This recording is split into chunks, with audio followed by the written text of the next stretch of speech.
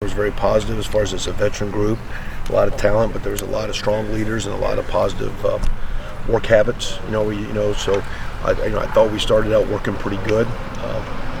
There's a challenge every day because we go against a great defensive unit, so the practices are so competitive. We're trying to block those guys and get open and pick up their blitzes, so it's a very, very competitive deal. So to me, it was a competitive spring. I think each day as coaches, me and Coach Day just get more comfortable at understanding concepts we like and understanding our players and how to put it all together. And so I think, the kids grew a lot, but I think probably me and Coach Day probably grew as much as just getting a little bit more comfortable to try to work and lead the group and lead the staff. How much were you able to implement? How much did you want to implement, and were you able to do everything you wanted to do in terms of implementing your wrinkles in this offense? Yeah, well, I don't know what the wrinkles are. Just, there's philosophical and core ways that you're going to run the ball, protect, and throw.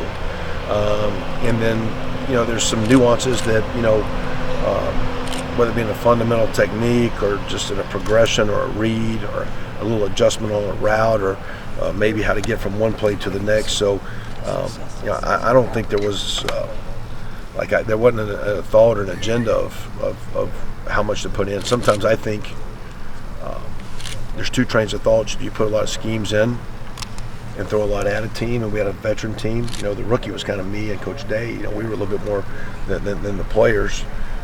Versus do you do a little and try to get good at it? So sometimes as offensive coaches we get in that pickle of wanting to do too many plays versus get good at things and get rhythm and know how to block things and how to press the ball in the running plays or how to get through progressions or how to firm up protection. So to me, we put a lot in.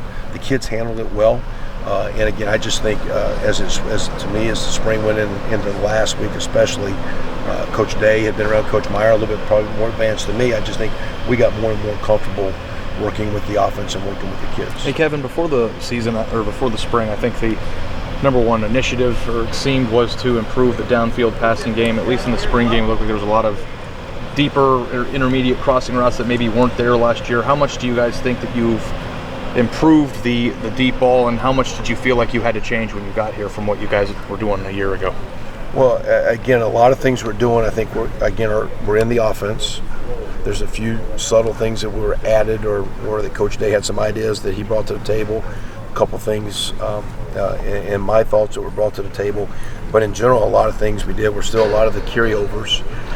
We worked a lot early, and I think Coach Meyer was the one that brought to the table early in the spring that we're throwing the ball deep, but it's not being efficient. And, it's not like, your percentage is going to be very, very high, but you don't want to be, 1 for 10. And a lot of times when you're throwing the ball down the field, you don't want to throw it. We talked about making some of those plays catchable balls, where it's one you don't want to overshoot a guy or throw it out of bounds or be late and underthrow the thing. So after about the 4th, 5th practice, coming back after spring break, I think Coach Day and Coach Smith really just started implementing a little bit of time in practice. You don't want to run your receiver legs to death, but just to spend a little bit of individual time of getting the ball up in the air, getting a feel of how to track it and the timing and the rhythm. In play calling, we got it worked up in practice a little bit more. In the game, we did it, enough, and there was some down the field and intermediate. It's not bombs away, because if you just throw bombs and bombs and bombs, you can get behind the chains. But I always felt you needed to work the field with a physical running game. You need to be physical and protect, but then the ball's got to get horizontal and vertical, and you need to make the defense play the width of the field, the length of the field, and ideally you want them to play all the players. It was nice that the tight ends had some catches and the running backs had some catches and all the receivers. So it's nice to have a go-to receiver, but to me, when the ball gets to a lot of receivers and it gets horizontal and vertical, and then you can put a good running game behind it, that's when you start having a lot of fun on offense, and that's where we're a long way from there, but that's where we're trying to get to. Kevin, we heard that you guys were charting every single one of those deep balls. I imagine that you look at everything, but what goes into that besides just looking at pure completion percentage? How do you evaluate progress for each play? What are you looking at? Well, on the deep throw, you talk to Ryan and Zach, but they were looking, again, to me, like what was the catchable ball?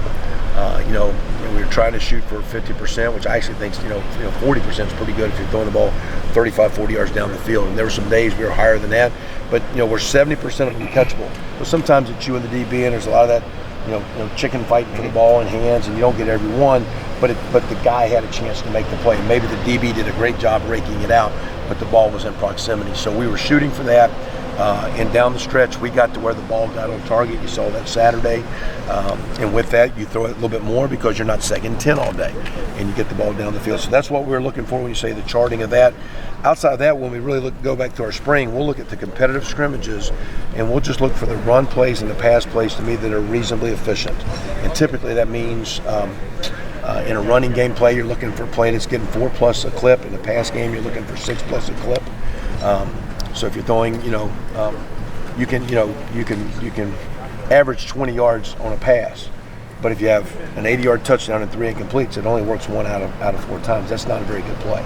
You love that 1 80-yard play. So we're trying to get those plays to be efficient, greater than 50%. You're looking at 60, 65, 70%. And we had a number of pass plays that got, when we're looking at our numbers now, they got into that 70 percentile. I think our overall completion percentage for spring pushed that 70% number, which we wanted. I think we were there. And so we'll see as we go through summer. I think the summertime, I said this the other day, the summertime's where in one-on-one and in minor group time, these kids on their own can really clean up some of the routes, how to get in and out breaks. JT and Joe and Dwayne to take and get with guys, and how to feel like where to drop their ball. I mean, there's a lot of work they can do on their own, and it's kind of like a golfer going to the driving range. In the passing game in the summer, those guys can get on their own and really clean up some things, I think. Once the season starts